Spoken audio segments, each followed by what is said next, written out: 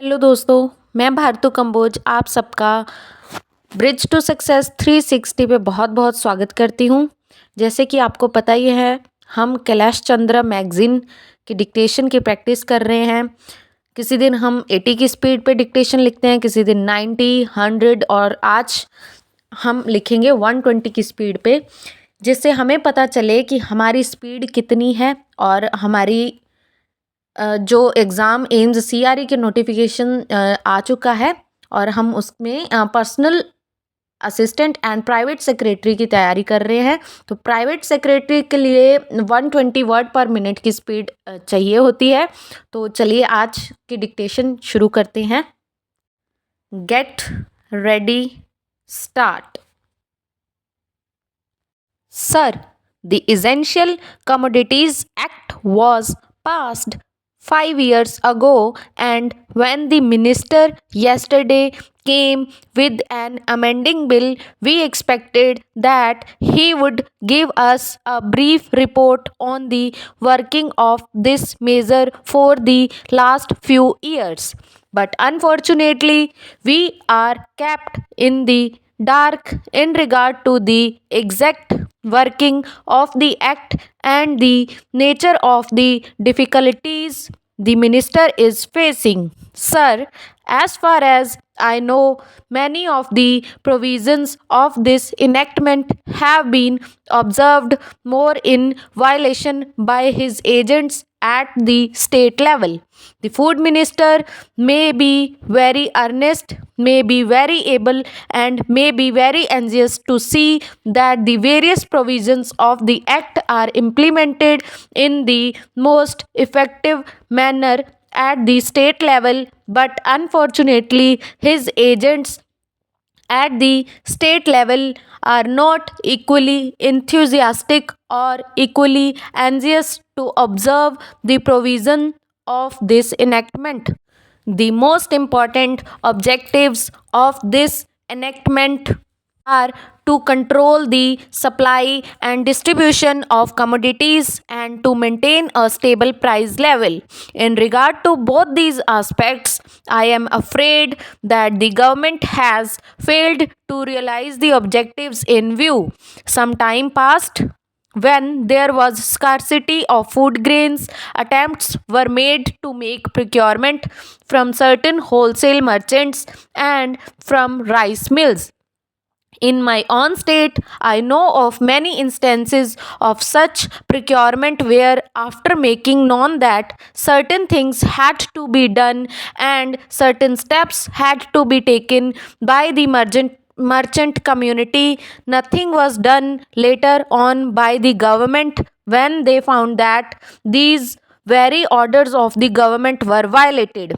As a result of the violations, there was a consequent rise in the prices of food grains. In respect of other commodities like iron and steel, paper, etc., we see a lot of speculative activities, but the provisions of the Act have not been brought to bear on them.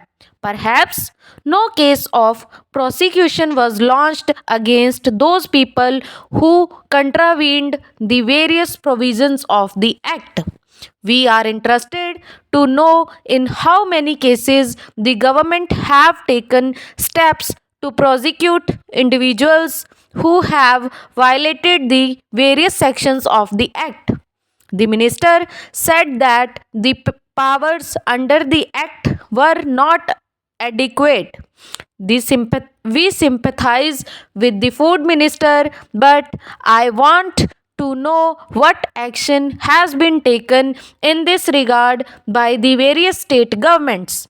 In regard to the amending provision, I want to know from the minister what would be his difficulty even if minor offences are taken to courts of law. For instance, the Motor Vehicles Act deals with various offences, both major and minor, and various minor offences under the Act are taken to courts and people are prosecuted. What is the difficulty in taking these cases of a minor nature to courts of law? There the people will have some safety that they will get a hearing, and if the offenses are really offenses, then they would be prosecuted, otherwise they will be acquitted. Here the minister says that there should be a security deposit if there is a violation of a particular provision of the enactment. Then the executive authority will have the power either to confiscate a part of the amount or the whole of the amount. We are clothing the executive authority with more powers. I do not provide I do not grudge giving powers to the executive authority, provided that they are used properly and effectively and in a most fair manner. But unfortunately, there have been discriminations apart from ineffectiveness of the various provisions. Wherever these provisions were used, there had been discriminatory use of these provisions against a few or in favor of a few. Normally, when officers are clothed with more powers, there is large scope for corruption. I feel that it would be desirable to avoid such malpractices, and it would be desirable, I think, that even for minor offenses, the parties should have a chance to defend their actions. I do not think that this problem of dealing with minor offenses will become complex or complicated in any way if we take them to courts of law. I want a reply from the minister in what way he is suffering from a handicap in dealing with minor offenses or offenses of a technical nature. The honorable member made the point that even if this thing was acceptable to the House, he did not know what amount would be demanded as security. So, the minister should tell us what amount is normally expected from a license in all these cases and what the offenses are which are of a technical or minor nature which he has in view. We are not told which are major offenses and which are minor offenses. Clarifications on these points are necessary. I wish that the act which came into effect long ago was implemented properly. I know that the minister here is very earnest in implementing it, but his colleagues at the state level and at the central level are disappointing him. तो दोस्तों, ये थी आज की dictation Kailash Chandra magazine transcription number 4, जो हमने लिखी 120 word पर मिनट की स्पीड पे। तो उम्मीद करती हूँ कि आपने बहुत अच्छे से डिक्टेशन लिखी, और ये भी उम्मीद करती हूँ कि आपकी तैयारी बहुत अच्छी चल रही है। तो आप कमेंट सेक्शन में ये लिख के ज़रूर बताएं कि आपके एरर कितने % आ रहे हैं, ताकि हम अपनी तैयारी का एनालिसिस कर पाएँ कि हमारी तैयारी किस लेवल की है।